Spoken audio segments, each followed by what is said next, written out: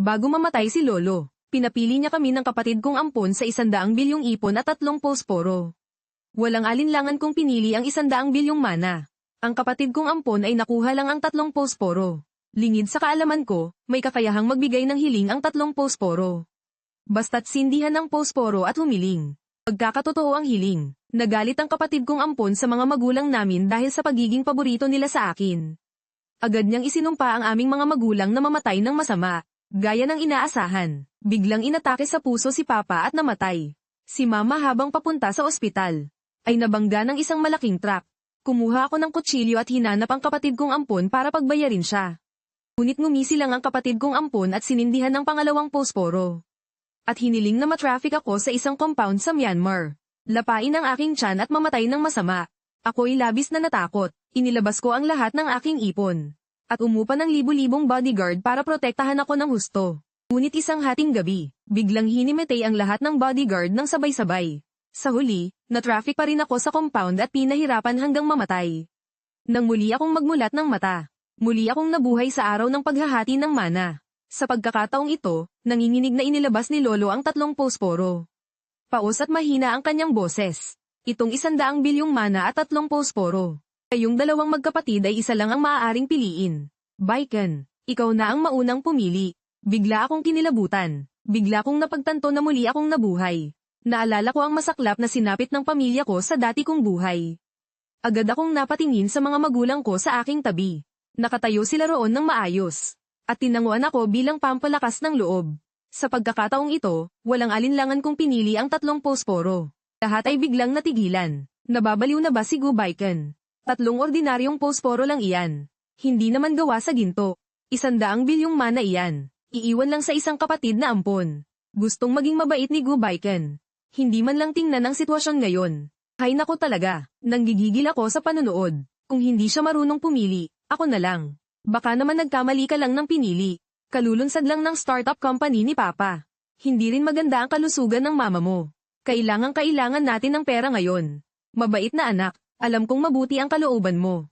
Palagi mong iniisip ang kapatid mo. Pero kung pinili mo ang bilyon-bilyong mana, pwede mo namang bigyan ng kalahati ang kapatid mo balang araw. Hindi na kailangang ganito. Itong 3 posporo lang ang gusto ko. Ulila na sa mga magulang ang kapatid ko mula pagkabata. Mas masaklap ang naging kapalaran niya kaysa sa akin. Itong bilyon-bilyong mana, wala akong kukunin kahit isang kasing.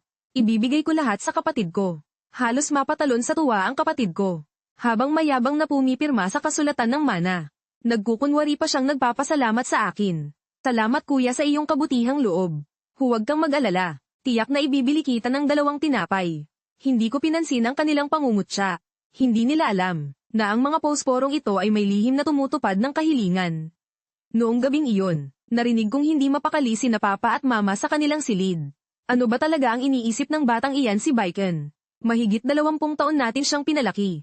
Tapos isa palang tanga ang pinalaki natin. Bukas darating ang ating pinagkakautangan para maningil.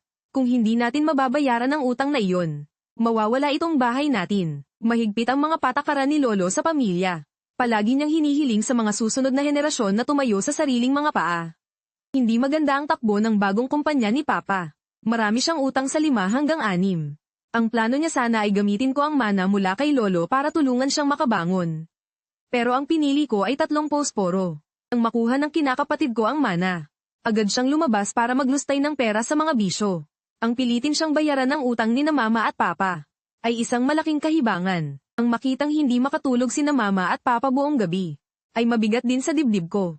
Tahimik kong sinindihan ang unang palito ng posporo. Humiling ako na sana'y yumaman sina Mama at Papa sa isang gabi. Pagkatapos kong humiling, panatag akong humiga sa aking kama. Pero kinaumagahan, nagising ako sa sigaw ni Mama. Wala na ang lahat. Naubos masunog ang lahat ng gamit natin. Kumalat pa ang apoy sa katabing tindahan. Kailangan nating bayaran sila ng 10-10 milyon. Nakalupasay naman si Papa sa sahig. Hawak-hawak ang kanyang ulo. Nanginginig ang buong katawan niya. Higpit kong hinawakan ang sunog na palito ng posporo. Nanlalamig ang buong katawan ko. Paano nangyari to? Halos mabaliw na si Mama sa pag-aalala. Nang makita niya akong nakatulala lang, biglang sumabog ang matagal na niyang kinikimkim. Kasalanan mo to dahil pinili mo pa yang 3 walang kwentang posporo. Posporo, sunog, wala na. Tadhana nga naman talaga. Kung pinili mo lang sana ang 100 bilyong mana, hindi sana mangyayari ang lahat ng ito. Humagulgol na lang si Mama. Tahimik naman siyang niyakap ni Papa. At pagod na ipinikit ang kanyang mga mata. Walang anumang sinabi. Bigla akong nahilo. Paano nangyari to? Di ba't hiniling ko nang yumaman sina Mama at Papa? Pero bakit sila biglang na-bankrupt? Huwag mong sabihin. Dahil ito sa mga pagbabagong dala ng muli kong pagkabuhay. Ang mga hiling sa buhay na ito ay kabaligtaran ng epekto. Nang maisip ko iyon, nagmamadali akong bumalik sa kwarto. Kinuha ko ang pangalawang posporo. Pero bago pa ako makahiling, biglang sinipa pabukas ang pinto ng bahay namin. Hoy, pinagpawisan kami sa paniningil ng utang. Tapos kayo nagpapakasarap lang pala sa bahay nyo. Ito na ang huling araw. Kapag hindi pa rin kayo nakapagbayad bukas, puputulan ko mismo ang mga kamay nyo. Hindi pa nababayaran ang utang sa 5 hanggang 6. Tapos dahil sa biglaang sunog nagkaroon pa sina Mama at Papa ng 10 milyong bayarin. Dahil wala nang pagpipilian, tinawagan na lang ni na Mama at Papa ang ampon naming kapatid. 10 beses silang tumawag, bago pa dahan-daang sinagot ng kapatid ko. Anak, may problema ngayon si Mama at Papa. May iniwan sa iyong 100 bilyong mana si Lolo. Hindi naman kami hihingi ng malaki ni na Mama mo. Bigyan mo lang kami ng 30 milyon. Pwede ba? Kung hindi namin mababayaran ang utang, puputulan ng pinagkakautangan namin ang mga kamay namin. Sa social media ng kapatid ko, ang bago niyang limited edition na Rolex ay nagkakahalaga na ng 50 milyon. Pero sa harap ng paghingi ng tulong ni na Mama at Papa, nagbuntong hininga ang kapatid ko na kunwari walang magawa. Ma, Pa, hindi sa ayaw kong magbigay. Pero ito kasing mana na to ay para sa akin lang talaga iniwan ni Lolo. Hindi ko pwedeng gastusin to basta-basta. Kung may sisisihin man kayo, sisihin niyo na lang ang kuya ko sa pagpili niya noon ng 3 posporo. May sasabihin pa sana sina Mama at Papa. Pero mabilis na ibinaba ng kapatid ko ang tawag. Pagkatapos noon, nag-post ulit ang kapatid ko sa social media. Kondong niya ang isang tuta. May suot na maliit na koro ng gawa sa purong ginto ang aso. Ang caption ay, ang pera ay dapat ginagastos sa mga karapat-dapat lang. Nanginginig sa galit sina Mama at Papa. Para makalakam ng pambayad para bukas. Ibinenta ko lahat ng sapatos na kinolekta ko mula pagkabata. Ibinenta pati ang sariling cellphone. Pinalitan ng second-hand na teleponong nagkakahalaga ng ilang daan. Ibinenta ni Mama ang kanyang mga pamana. Ibinenta rin ni Papa ang kotse. Sa sobrang hirap ay nakalikom din ng ilang milyon. Sa wakas ay medyo gamaan na ang loob ni Papa. Ang perang ito, sapat na siguro para mabayaran ang 5 hanggang 6 bukas. Kumalma na rin si Mama. At seryosong humingi ng tawad sa akin. Baiken, kaninang umaga hindi nakontrol ni Mama ang kanyang emosyon. Nagalit ako sa iyo. Alam ni Mama na wala kang kinalaman sa lahat ng ito. Patawad. Humihingi ng tawad si Mama sa iyo. Nangilid ang luha sa mga mata ko. Halos maiyak na ako. Siguro nagkamali talaga ako ng pinili. O sige na. Ang nakaraan ay nakaraan na. Ang pera ay bagay lang. Ang tao ang mahalaga. Dahil sa ilang daang bilyon na iyon. Masasabing naging sulit din naman. Hindi ko inasahan. Naawa ako sa kanya noon dahil nag-iisa siya. Buong puso siyang inampon. Sa huli ay nag-alaga lang pala ako ng isang ahas. Tinapay lang ang hapunan. Pero ramdam naming tatlo ang pagmamahalan habang kumakain. Sinasabi ni Papa ang mga plano niya para sa hinaharap. Muling sumili ang pag-asa sa kanyang mga mata. Basta't may mga kamay at paa. Siguradong makakabangon muli si Papa. Pagsapit ng gabi, nagpasya ako. Sinindihan ko ang pangalawang posporo. Humiling ako na sana maging baldado sina Mama at Papa. At maghirap habang buhay. Dahil baliktad ang naging epekto ng una kong hiling. Kaya babaliktarin ko ang aking hiling. Sana sa pagkakataong ito, magkaroon sina Mama at Papa ng buhay na payapa at masagana model. Mahigpit kong hinawakan ang pangalawang palito ng posporong naubos na. Hindi ako nang ahas na pumikit. Natatakot akong baka maulit ang nangyari kagabi. Nasa paggising ko, masamang balita agad ang sasalubong sa akin. Hindi naman ako naghahangad ng karangyan. Gusto ko lang na maging malusog at masaya habang buhay ang mga magulang ko. Hanggang alas 5 ng madaling araw, bigla akong inatake ng matinding antok. Napahilig ang katawan ko. Nawalan ako ng malay ng ilang sandali. Pagkagising ko ulit, sobrang tahimik ng paligid. Kumakabog ng malakas ang dibdib ko. Dahan-dahan akong pumunta sa pinto ng kwarto nila Mama at sumilip. Mahimbing ang tulog nila Mama at Papa. Nakahinga ako ng maluwag. Pero noong pabalik na sana ako sa kwarto ko, dalawang nakakapangilabot na sigaw. Ang sabay na umalingaw-ngaw mula sa kwarto nila Mama at Papa. Agad kong binuksan ang pinto. Halos himatayin ako sa takot. Ang mga magulang ko na maayos lang kanina. Biglang naging itim lahat ng daliri nila sa paa. Hawak-hawak nila mama at papa ang kanilang mga daliri sa paa.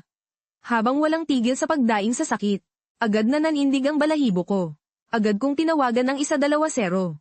Pagdating ng doktor, ang pangingitim sa katawan nila mama at papa ay kumalat na mula paa hanggang sa buong ibabang bahagi.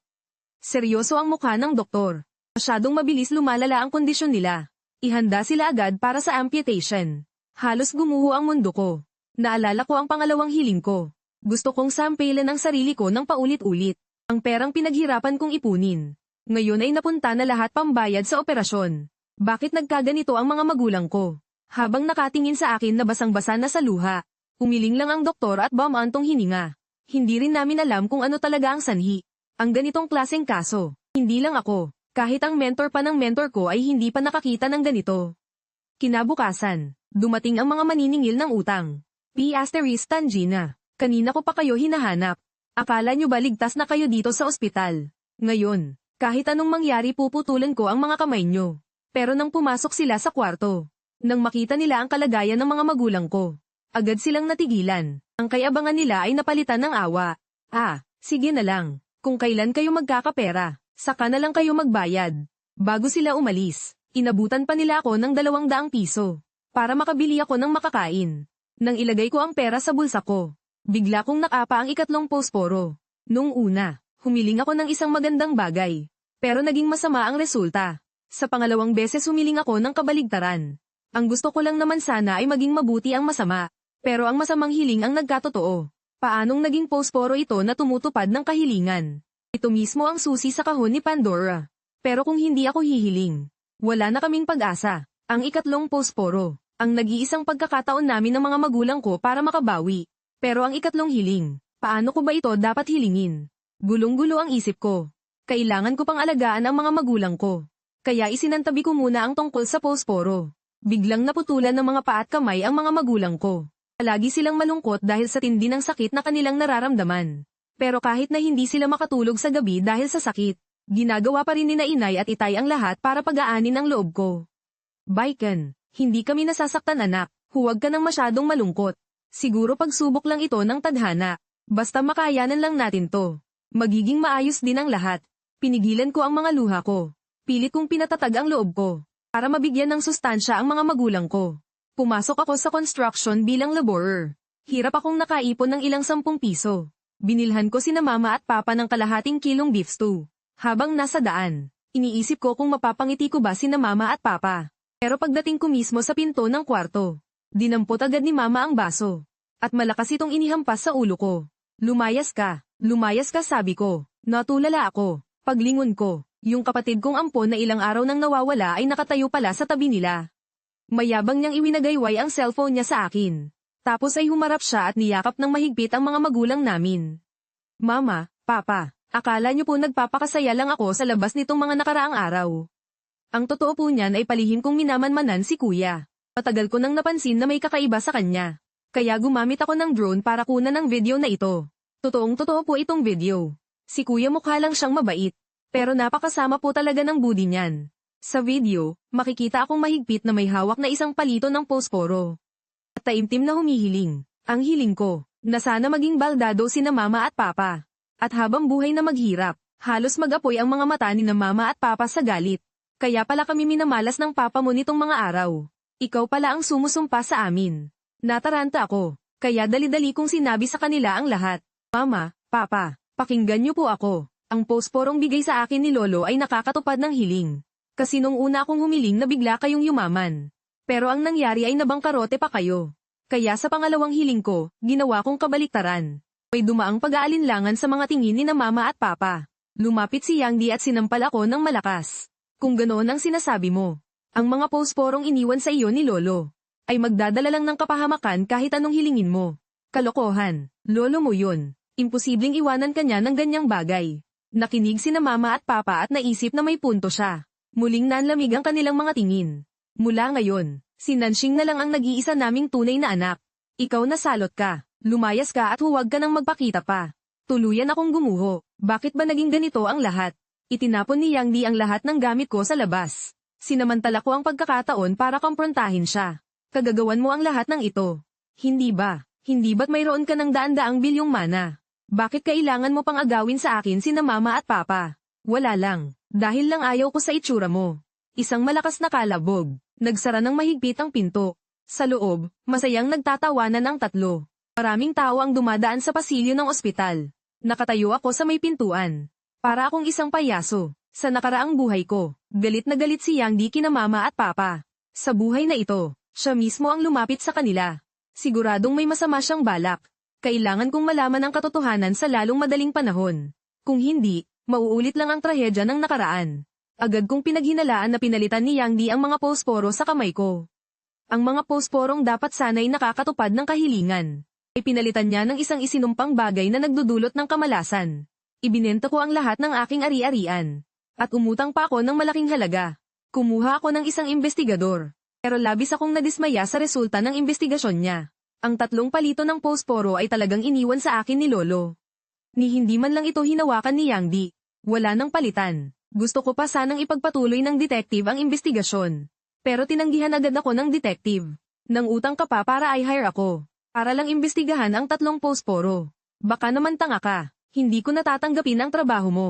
Baka madamay pa ako sa'yo. Dahil sa kakaiba kong kilos. Na-blacklist ako ng buong komunidad ng mga detective. Dahil hindi ito maipaliwanag ng siyensya. Kaya humingi na lang ako ng tulong sa supernatural. Nag-post ako ng ilang beses sa internet.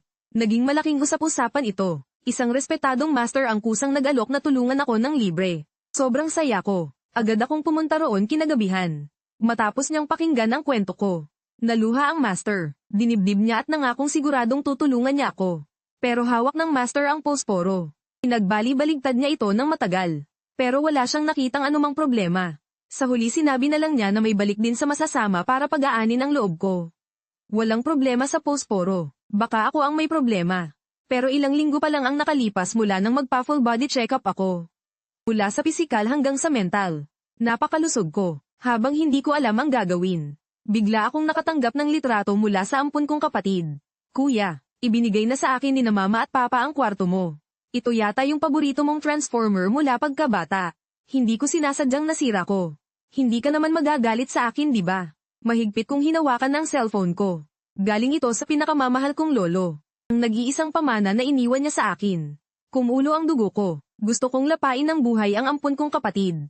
Bigla, may napansin akong isang detalye sa litrato. At naalala ko ang sinabi ng master kanina. Bigla kong naintindihan ang lahat. Sa wakas nalaman ko na. Kung bakit sa buhay na ito ay sunod-sunod akong humiling ng 2 kahilingan. Pero hindi ko nakuha ang mga bagay na gusto ko. Nalaman ko na rin sa wakas. Kung ano ang dapat kong hilingin para sa 3 posporo. Noong sinindihan ko ang posporo sa inuupahan kong bahay. Nanginginig ang buo kong katawan sa sobrang pananabik.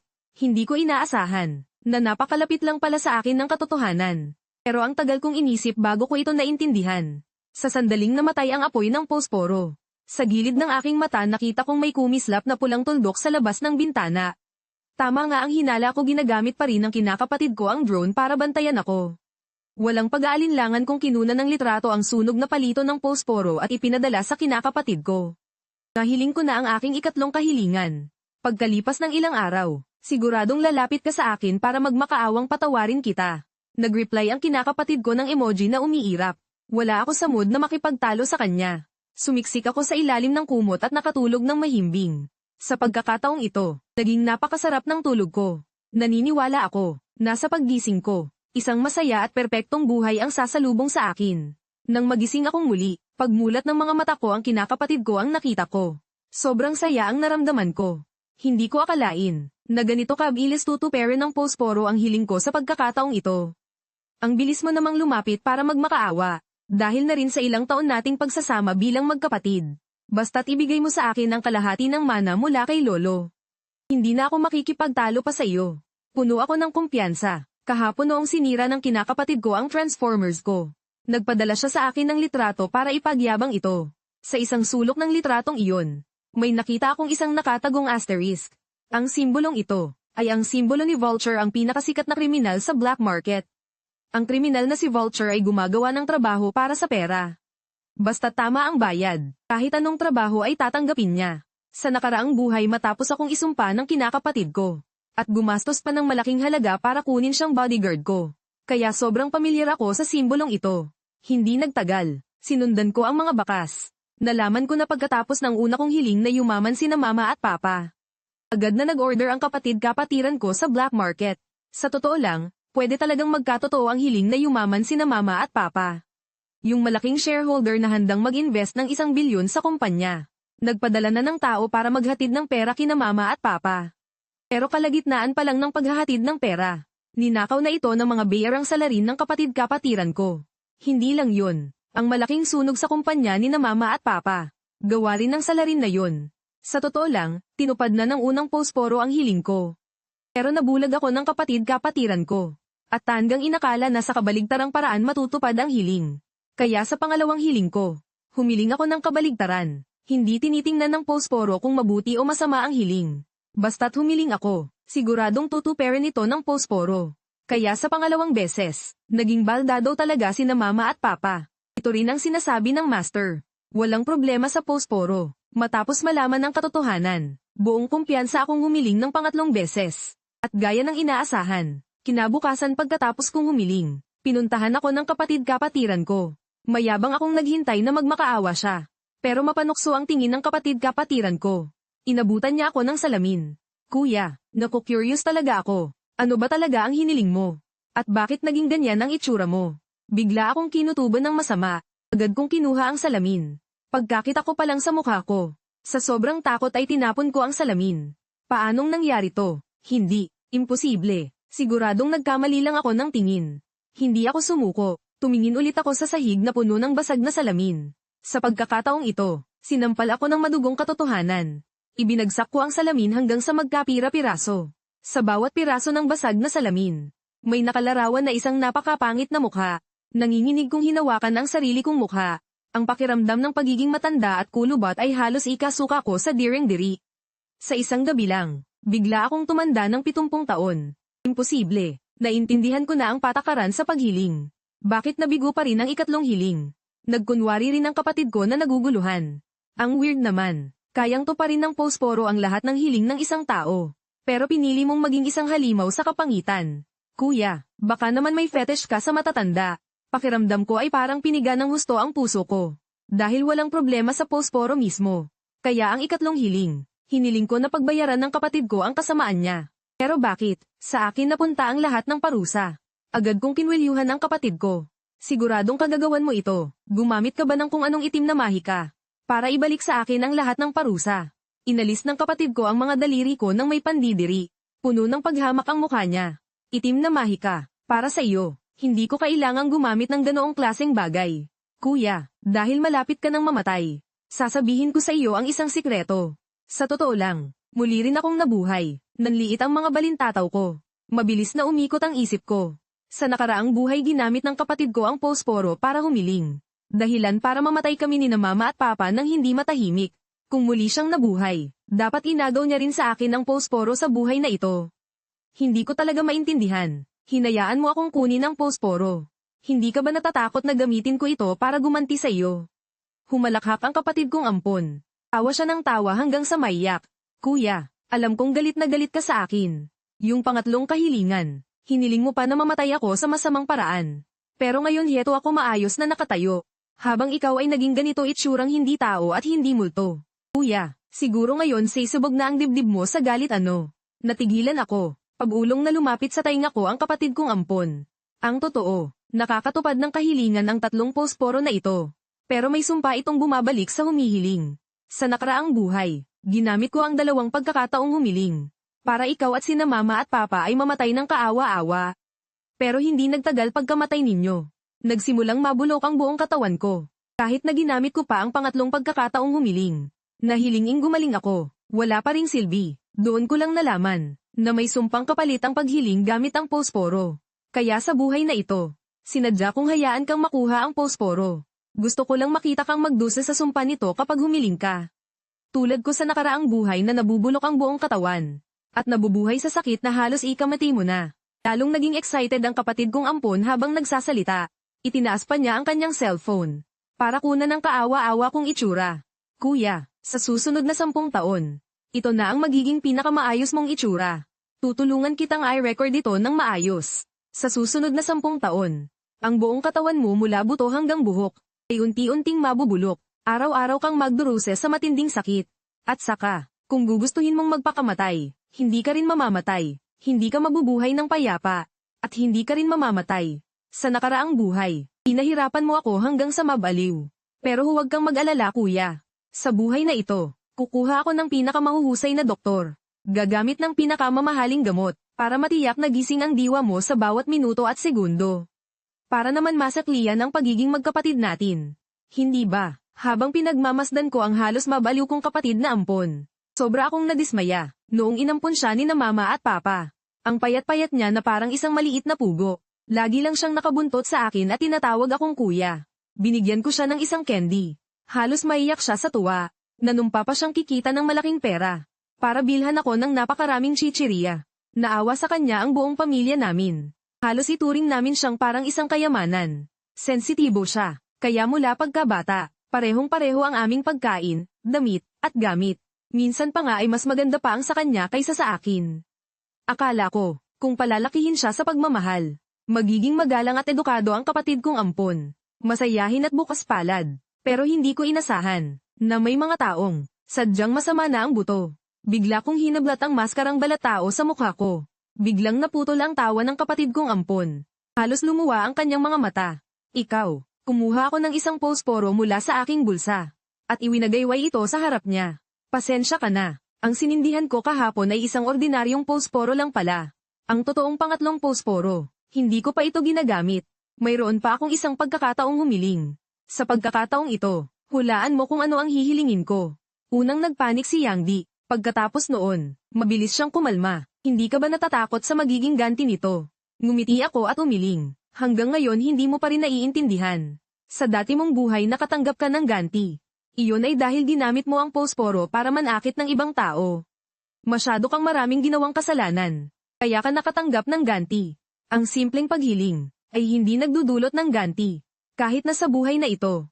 Ang pangalawa kong hiling ay gawing lumpo sina mama at papa. Pero hiniling ko lang iyon dahil sa maling akala ko na ang kabaligtaran ang matutupad. Kaya hindi iyon maituturing na kasalanan. Kanina nagpanggap lang akong tinatablan ng ganti. Ang totoo gusto lang kitang linlangin para sabihin mo ang katotohanan. Lahat ng sinabi mo kanina. Ni-record ko lahat at ipinadala ko na kina mama at papa.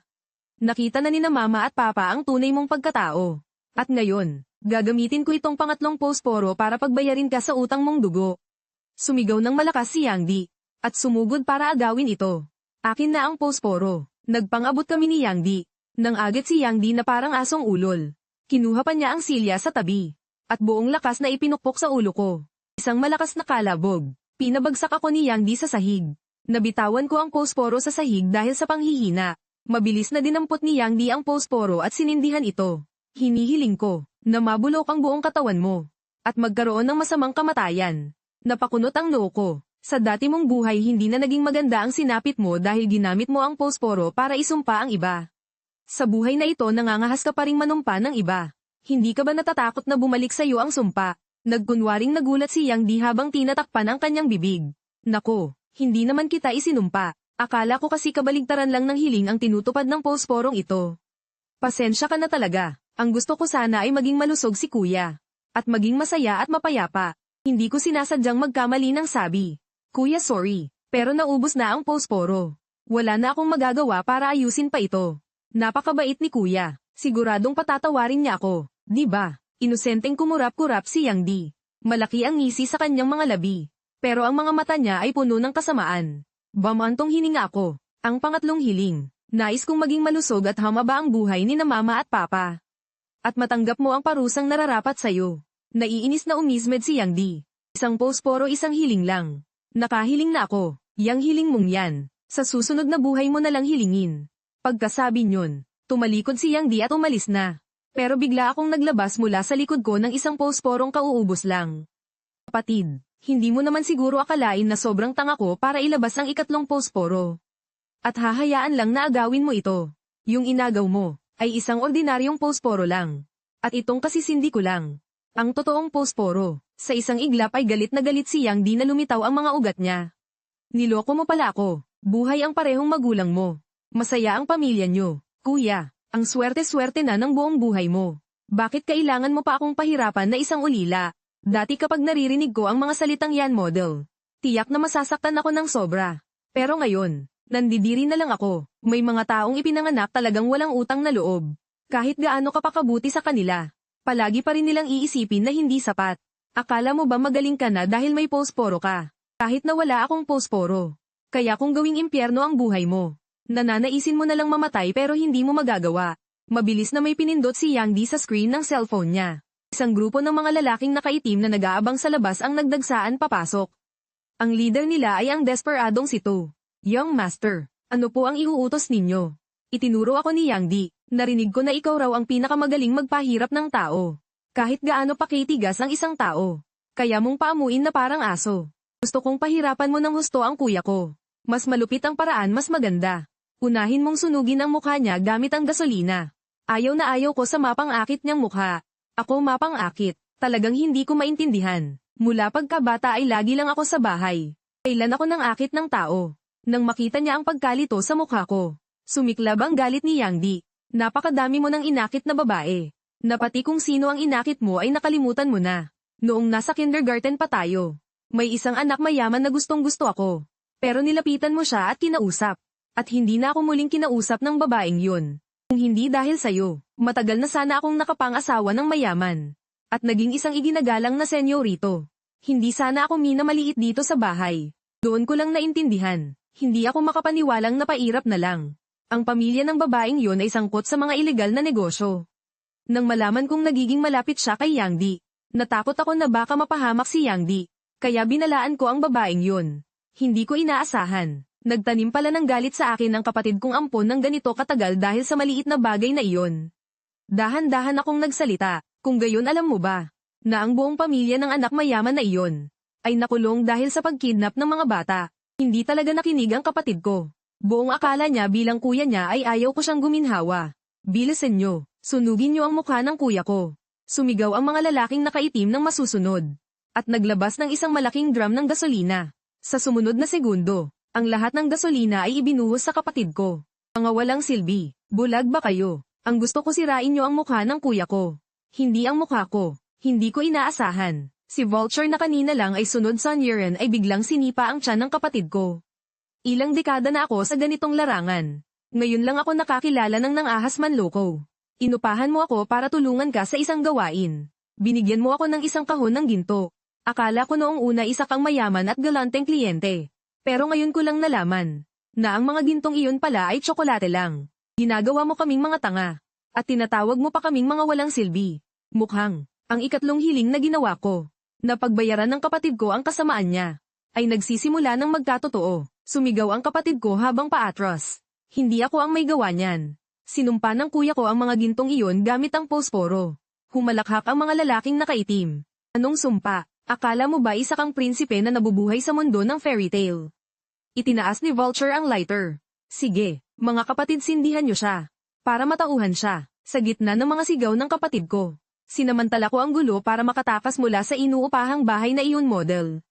Nagmamadali akong tumakbo pa uwi sa bahay. Kahit nasaksakan ng sama ang kinakapatid kong lalaki. Mabuti na lang at tinawagan ko pa rin siya ng pulis. Dahil kung hahayaan ko siyang mamatay, mapaparusahan din ako ng batas. Pagka-uwi ko sa bahay, niyakap ako ng mahigpit ni na mama at papa. At walang tigil silang humingi ng tawad. Kung hindi dahil sa mga recording mo, naloko na sana kami ni na mama at papa niya. Patawarin mo kami, Baiken. Nagkamali talaga kami ng pagkakilala sa iyo. Sa pangatlong beses kong hiniling na maging malusog at masaya si na mama at papa. Hindi nagtagal, may doktor na tumawag sa amin. Gusto raw kunin ng mga magulang ko bilang unang volunteers para sa research sa makabagong biological prosthesis. Libre lahat ng gastos. Nakahiga si na mama at papa noong pumasok sa operating room. Pagkalipas ng ilang oras, tumakbo na sila palabas. Itong biological prosthesis ay kayang maging perpektong parte ng katawan. Nakakatakbo at nakakatalon. Walang pinagkaiba sa dati nilang mga binti. Yung investor na gustong mamuhunan kina mama at papa dati ay muli silang kinausap para sa partnership. Buong suporta siyang tutulong sa kanila para makabangon muli. Makalipas ang ilang araw, nakarinig kami ng balita tungkol sa kinakapatid ko. 79% ng katawan niya ang sunog. Wala na siya sa katinoan dahil sa sobrang sakit na nararamdaman. Nagkaintindihan kami ni na mama at papa na huwag siyang dalawin. Hindi niya kami itinuring na pamilya. Kaya hindi na namin kailangang ipagsiksikan ang sarili namin sa kanya. Pagkalipas ng ilang buwan, naging matagumpay ang bagong kumpanya ni na mama at papa. At sinwerte pa na naging patok ito. Hindi lang nila nabayaran lahat ng utang. Kumita rin sila agad ng napakalaki. Yung kinakapatid ko ay gumamit ng bibig para magsulat. Sumulat siya ng maraming sulat ng paghingi ng tawad. Sabi niya hindi raw niya na-appreciate ang kabutihan namin dati. Sabi niya alam na raw niyang nagkamali siya. Humihingi siya sa amin ng isang pagkakataon. Ang mga sulat na iyon, itinapon lang namin lahat sa basurahan. Dahil alam naming lahat ang totoo. Hindi sa nalaman ni Yang Di na mali siya, kundi dahil natakot na siya. Sa ilalim ng pagpapahirap ng sakit, nagdusa si Yang Di sa loob ng 3 taon. Ipinagkatiwala namin sa isang profesional na kumpanya ang kanyang libing. Narinig ko na noong namatay si Yang Di. Walang natirang maayos na laman sa buong katawan niya. May mga parte na sobrang lala ng pagkabulok. Kitang-kita na maging ang buto. Pagkamatay ni Yang Di, ang 100 bilyong mana na iniwan ni Lolo para sa kanya ay napasa sa akin. Hindi ako nagpakalunod sa luho tulad ni Yang Di. Alam na alam ko kung gaano kahirap ang pinagdaanan ni Lolo sa pagnenegosyo. Bawat sentimo nito ay galing sa kanilang dugo at pawis. Kinuha ko ang kalahati at ginamit para sa kawang gawa. Ang natirang kalahati, ginawan ko ng isang pangmatagalang financial plan. Lumipas pa ang ilang taon. Naging pinakamayaman sa buong bansa ang mga magulang ko. Matagumpay kong natapos ang aking master's degree. Kusang loob akong pumasok sa kumpanya. Nagsimula ako mula sa pinakamababang posisyon. Matagal na akong itinalaga ng mga magulang ko bilang tagapagmana ng pamilya. Tiyak na magsisikap ako ng husto. Para hindi biguin ang aking mga magulang. At para hindi rin biguin ang aking sarili.